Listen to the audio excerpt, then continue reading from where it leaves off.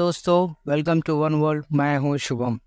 तुर्की के विदेश मंत्री ने हाल ही में कहा है कि मिडिल ईस्ट में चल रही ये लड़ाई आने वाले टाइम में एक वर्ल्ड वॉर में बदल सकता है। अभी बयान उन्होंने क्यों दिया है, क्या कारण है, ये जंग इतनी खतरनाक मोड़ कैसे ले सकती है, चलिए इसको समझने की कोशिश करते हैं। पिछले कुछ महीनों से इजराइल और हमास के बीच जो लड़ाई चल रही है अब वो ख़त्म होती नज़र आ रही है, लेकिन इसका मतलब ये नहीं कि मिडिल ईस्ट में अब शांति आ जाएगी। असल में ये और बड़े संघर्ष की शुरुआत हो सकती है।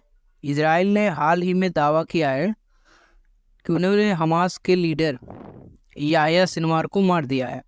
याह्या सिनवार वही व्यक्ति है जिसने 7 अक्टूबर के अटैक को प्लान किया था। अब सवाल ये उठता है कि इस कदम के आगे क्या असर होगा, और तुर्की के विदेश मंत्री को ऐसा क्यों लग रहा है कि ये जंग पूरी दुनिया को अपनी चपेट में ले सकता है।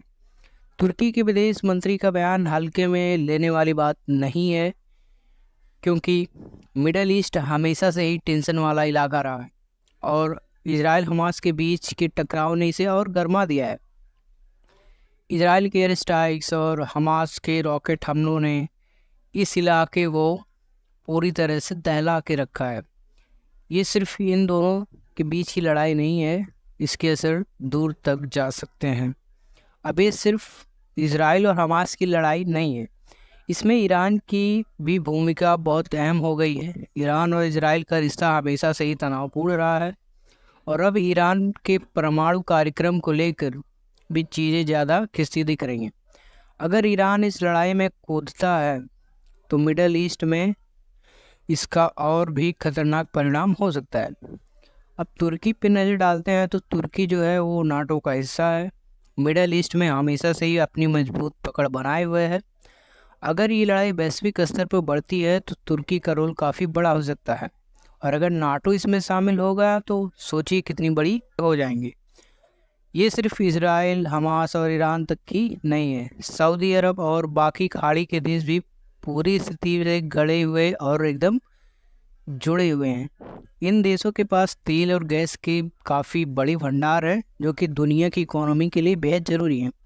अगर मिडल ईस्ट में लड़ाई और बढ़ती है तो इसका असर पूरी दुनिया की तेल सप्लाई और कीमतों पे पड़ेगा, क्योंकि मिडल ईस्ट दुनिया के सबसे ज़्यादा एनर्जी प्रोड्यूसर कंट्रीज में से एक है, और यह एक बहुत ही बड़ा आर्थिक संकट पैदा कर सकता है। दुनिया के बड़े बड़े नेता जैसे अमेरिका, रूस, यूरोपियन यूनियन इस पूरे मामले को शांत करने की कोशिश कर रहे हैं, लेकिन क्या ये शांति कायम हो पाएगी या फिर हम धीरे धीरे एक और विश्व युद्ध की तरफ बढ़ रहे हैं।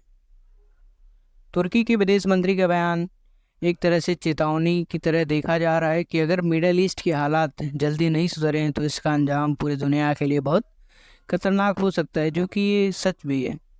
ये सिर्फ एक क्षेत्रीय विवाद नहीं रहेगा, बल्कि पूरी दुनिया को इसमें खींच सकता है। तो दोस्तों, मिडल ईस्ट के हालात इस वक्त काफ़ी नाजुक हैं और आने वाले कुछ हफ्तों या महीनों तक ऐसे ही रहेंगे। ये लड़ाई कहाँ तक जाएगी? क्या आपको लगता है कि मिडल ईस्ट का ये टकराव वाकई विश्व युद्ध का कारण बन सकता है? अपनी राय नीचे कमेंट्स में ज़रूर बताएं।